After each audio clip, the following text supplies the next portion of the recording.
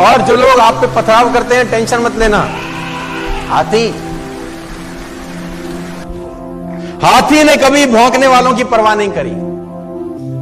अच्छा देखो, किसी गांव में एक हाथी आ जाए, मैं उस दिन भी सुना रहा था किसी को, तो गांव भर के वयोवृद्ध जो बुजुर्ग लोग रहते हैं हाथ जोड़ के खड़े हो जाएंगे, जाओ गणेश जी महाराज, जाओ गणेश जी महाराज।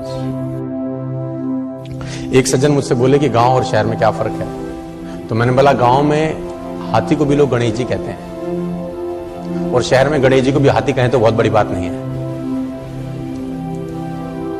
और मुझे नहीं लगता कि हाथी के सिवा कोई दूसरा पशु ऐसा है जिसके आगे इतने हाथ जोड़े जाते हैं, मुझे नहीं लगता। लेकिन एक दूसरी विडंबना यह है कि जितने हाथ जोड़े जाते हैं वो और किसी के नहीं जोड़े जाते, और जितने भौंकने वाले इसके पीछे लगे रहते हैं किसी और के नहीं लगे रहते। गलत तो नहीं कह रहा मैं। जितने हाथ जोड़े वाले इसके सामने खड़े रहते हैं उतना किसी और के नहीं, और जितने भौंकने वाले इसके पीछे रहते हैं किसी और के नहीं। गांव भर के वयोवृद्ध हाथ जोड़े खड़े होंगे और भौंकने वाले पीछे पड़े होंगे, तो टेंशन लेने का जरूरत। और मुझे आज तक साला बात समझ में नहीं आई कि कुत्तों को हाथी से तकलीफ क्या है। हमको कुत्तों की बात समझ में नहीं आती, उनको हमारी नहीं आती। अगर समझ में आती तो हम पूछते कि भैया तुम्हें तकलीफ क्या है, और कुत्ते जवाब देते तो क्या देते मैं ये भी बता दूं आज आपको।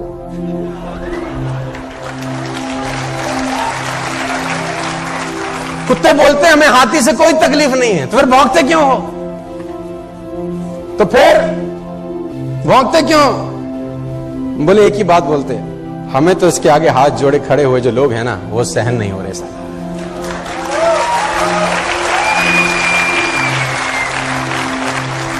और सही बात है, जिसकी जितनी स्तुति होगी उसकी उतनी निंदा भी होगी, जिसकी जितनी स्तुति होगी उसकी उतनी निंदा होगी। स्तुति करने वाले हाथ जोड़े खड़े होंगे और भौंकने वाले पीछे पड़े होंगे। तो घबराने का जरूरत नहीं है कि अगर लोग आपको ताना मारें, टेंशन दें, आप अपना मस्त आगे आगे चलो। लेकिन दिक्कत क्या है? अच्छा, कुत्तों की इतनी हिम्मत नहीं है कि हाथी के आगे आके भौंके।